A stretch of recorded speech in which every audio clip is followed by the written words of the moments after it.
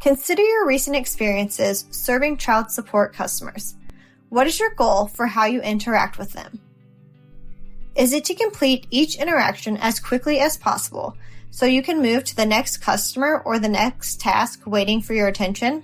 Maybe you prefer to interact with each customer until the customer signals they are finished so that you know you fully met their needs.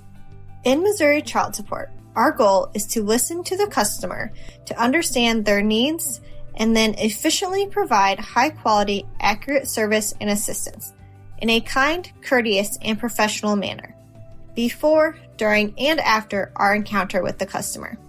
We want our actions to result in exceptional customer service where the customer feels heard, understood, and respected, confident we've done what we can on their behalf, and they know what to do or anticipate next. Providing exceptional customer service can be more difficult if your customer is unclear on what they need. Let's take a look at a scenario you could find yourself in. Family Support Division Customer Service Team.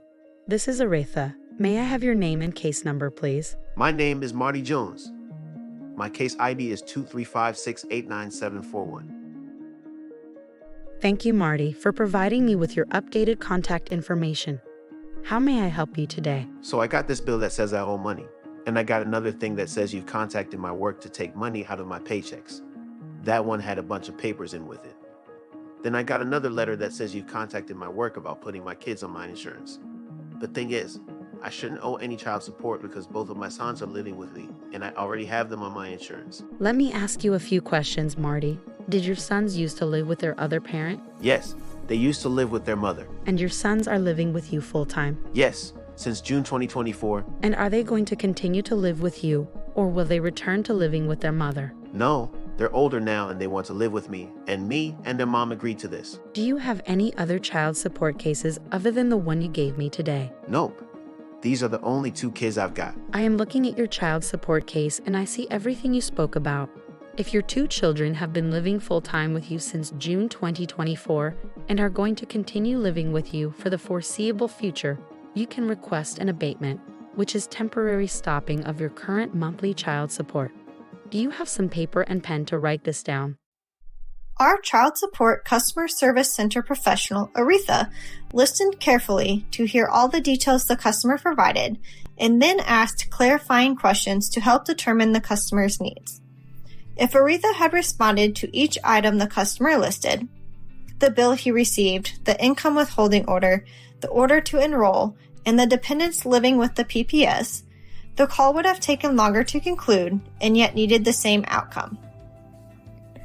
Listening carefully to the customer and then asking clarifying questions to determine the real need is a solid start to providing exceptional customer service.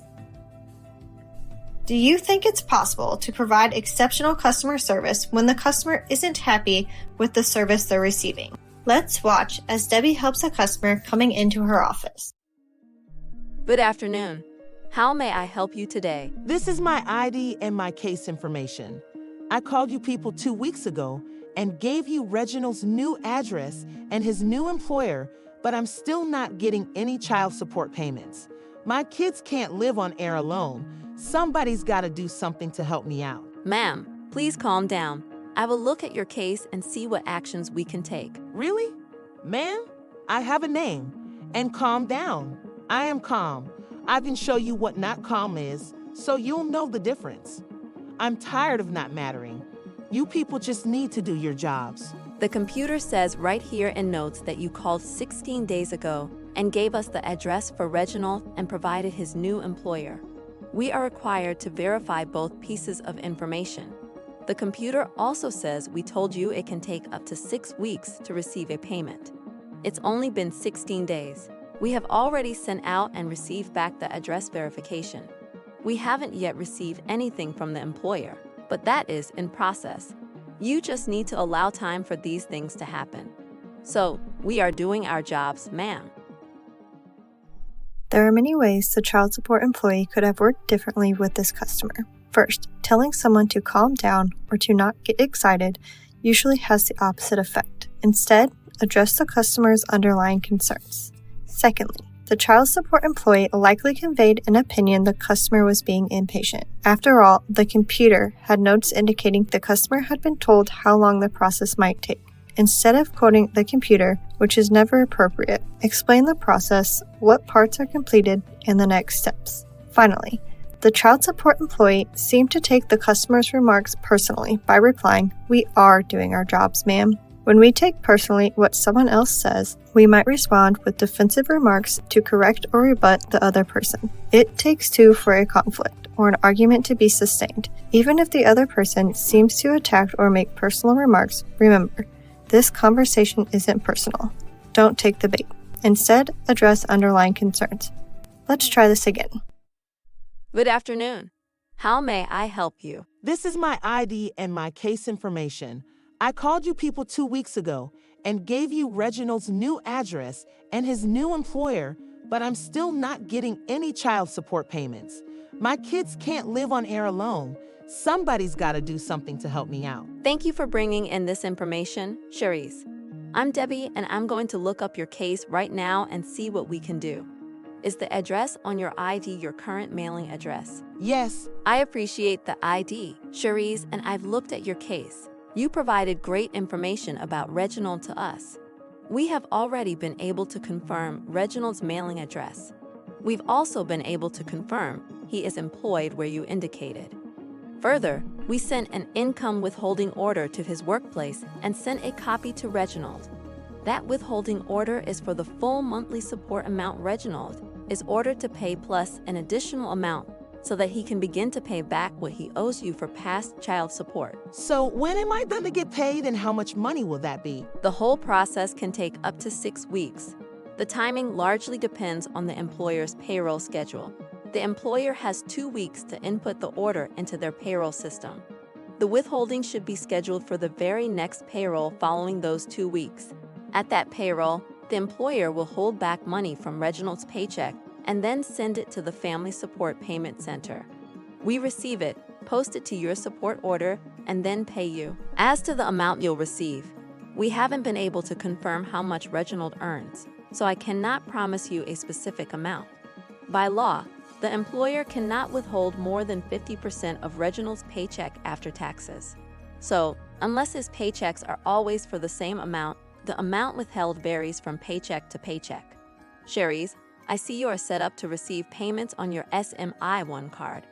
Did you know that you can go online to look up payments received by the Family Support Payment Center and also see when they've been posted to your payment card? Yes, I used to do that when Reginald was working before. So that's it then. Just wait until this job sends in a payment. Yes, Cherise, that's where we are today. Do you have any other questions I can help you with? Not now. I hope this doesn't take the full 6 weeks. Thanks for coming in today, and have a great afternoon. That went better. Even though the customer isn't happy with her current situation, our child support professional, Debbie, used a simple technique called the 3W method. Debbie explained what we know, what we've done, and what's next. Debbie addressed the customer by name, listened and looked at the information provided, and then responded professionally, courteously, and accurately so that the customer knew she was heard, her concerns were addressed, and she knows what to expect next. Debbie provided exceptional customer service. What do you do when customers have valid complaints or want you to take actions you cannot take? Let's see how Emmanuel responds to an angry caller. Good morning. Family Support Division Customer Service Team. This is Emmanuel. May I have your case number and your name, please? I am Lakeisha Brown, and I don't have a case ID. That's the problem. I have been waiting over a year to get my child support established. Lakeisha, would you please provide me with your social security number and let me see if I can find your case that way? Good luck. My social security number is 767-42-7000. You were correct. That didn't work. Lakeisha, have you filled out an application with Missouri for child support services? Yes, I have. Twice now. I did it once on paper and then again 3 months ago online, and every time I call or go into my local office, you all tell me the same thing. I don't have a case with child support. I have a case in Illinois for my first child, and I'm receiving payments from that. I moved to Missouri 3 years ago for my ex and had another baby, my little girl. Her daddy kicked us out last year. So, I went to my local office and filled out an application for child support. That was a year ago. I was living in my car for a while and didn't have an address to put down. My auntie was helping me with the children, but I couldn't use her address. My little girl's father went with me to a child support office near where he lives, and he filled out the paper saying he is the father. They told us they would work to get his name on my daughter's birth certificate. That hasn't happened either. Since then, I got a job, and I moved into an apartment for us. I called here 3 months ago to give you all my apartment address, and you said then you didn't have anything at all on me. So I filled out the application again, this time online. And now today, you tell me you don't have anything on me? Somebody needs to get fired. I'm doing what I'm supposed to do. Why can't you people do what you're supposed to do? Keisha, I can only imagine how frustrating this has been for you. You have done everything required to get a child support case established. You applied, provided us your current contact information, and you and the child's father have submitted an affidavit of paternity. I don't know why I can't find a case for you, but I want to find a solution for this as much as you want me to find it. Would you be willing to stay on the phone for a minute or two while I look into this? I won't put you on hold, but I'm going to be quiet for a minute while I do it. Do what you've got to do. Just make it right. Thank you. Now, where is the answer in scripts when an application has been submitted, but the case isn't open yet? Oh, here it is. If a BPT receives a call regarding an application for services that they have completed, but their case is not yet open, the BPT needs to first refer the caller to 573-556-3800. If the client does not want to be referred, the BPT is to email their supervisor with either case number or social and client's contact number and tell the caller that someone will be contacting them. The subject line on the email should be application. The supervisor needs to review the email and forward the email to MIDM manager. Note, BPT should not send these calls to the enforcement team. Miss Okisha, I can give you the telephone number to the people that work directly with new applications. They will be able to let you know the current status of your case, if we're waiting on any information, next steps, etc. Would you like that number, or would you like me to transfer you? I most certainly do not want that number, and I don't want to be transferred either. If anything happens, I'll have to be on hold again, waiting for someone to answer my questions. I want you to find the answers and tell me what you're going to do about me not getting any child support for so long. You've been very patient with us, Miss Okisha, and I don't want you to have to wait on hold. I am going to contact my supervisor and request that someone with answers calls you back so that you don't have to wait on hold at all. What would be the best phone number for us to use to call you back today or tomorrow by 5 p.m.? My cell phone is 824-522-1977. Emmanuel, if no one calls me back by 5 p.m. tomorrow, I'm going to call back and ask for you. Miss Okisha, I sincerely hope that won't be necessary. And just so you have it, I'd like to give you the number for new applications. Are you ready to write it down? I'm not going to call them. No problem. I'm going to send that communication to my supervisor now. Have a great afternoon. Emmanuel responded to this customer with empathy by stating, "I can only imagine how frustrating this has been for you." He also validated the customer's feelings and actions by telling her she had taken all the right steps to get a case established with child support. Further, he said he wanted to get to the bottom of the issue. Emmanuel can't resolve the issue for the customer, but he can point her to the correct resource for her situation.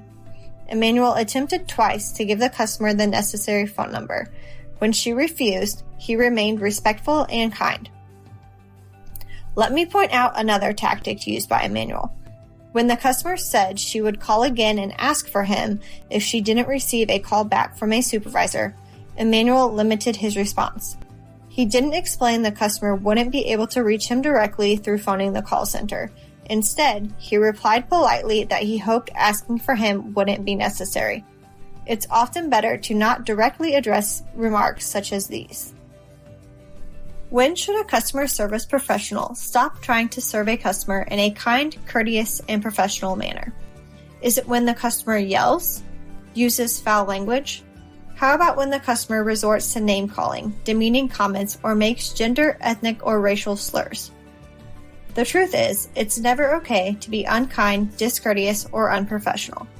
It is entirely appropriate, however, to set a boundary in a polite but firm manner. When you've exercised your best customer service skills by actively listening, responding to the customer with expressions of empathy and validation, and you've attempted to redirect the customer and focused on resolution, but the customer continues to act or use offensive language or remarks, it's time to set a boundary. Child Support has a policy in place for when a customer service professional chooses to discontinue working with a customer by disconnecting the call. You need to be familiar with this policy and the actions you must take if you disconnect a customer's call. Before you resort to that, be certain you've exercised de-escalation techniques and that you've warned the customer. Let's watch as our BPT Michael finds himself in this situation. Family Support Division Customer Service Team. My name is Michael. May I have your name and case number, please? My name is Brian. My case ID is... Thank you for providing me with your updated contact information. How may I help you today? You can help me by calling off the freeze you put on my bank account. I am paying my child support for a kid I don't even see, but that's never enough for my ex-wife. And of course, you state government workers always take her side. You won't work for the dads. You just want to. And I've had enough of it. Call off the dogs, man. Brian, I am looking at your case right now, and I do see that we sent a letter to your bank to recover some past due. I don't give a good if the money is past due or not. I can't pay my rent or my truck note if my bank account is frozen. That means I'll lose my transportation to work, and then my job, and then where will we all be? Get your head out of your and quit acting like a state worker and do your job right. I demand you take this off my bank account now. Sir, I understand you're upset. The language and slurs you are using are offensive. If a few minutes will help you control your emotions, you can certainly call us back. I don't need a few minutes. I need this off my bank account. So, Brian, I see your case is past due in the amount. Shut up, you government clone, and fix my account. I really want to help you, Brian. If you continue to yell and use offensive language, I will disconnect this call. You have a past due balance. Are you going to take it off or not? You? Brian, I will not warn you again. If you continue to yell and use offensive language, I will disconnect this call, but I'd much rather help you today. Would you rather a supervisor call you back? For the last time, I want this off my bank account. I'm sorry I was unable to help you today, Brian. Please take a few minutes to gather yourself and call back when you can speak respectfully to whomever answers. We cannot control others, but we can control ourselves. Our customer service professional, Michael, remained polite, kind, and professional and attempted to address the customer's needs. Despite being cut off multiple times, Michael maintained control of his emotions. Michael didn't argue with the caller or try to defend himself against the digs against government workers. Michael attempted to refocus the caller and explain why a lien letter was sent to the customer's bank. Even with Michael's best efforts, the customer refused to be civil. Michael politely and firmly set an appropriate boundary, which was also a warning to the customer. The customer's uncivil behavior continued, and Michael disconnected the call. In accordance with policy, Michael will have to notify his supervisor he disconnected a call with a customer. This allows the supervisor to review the call and determine if Michael's actions were appropriate.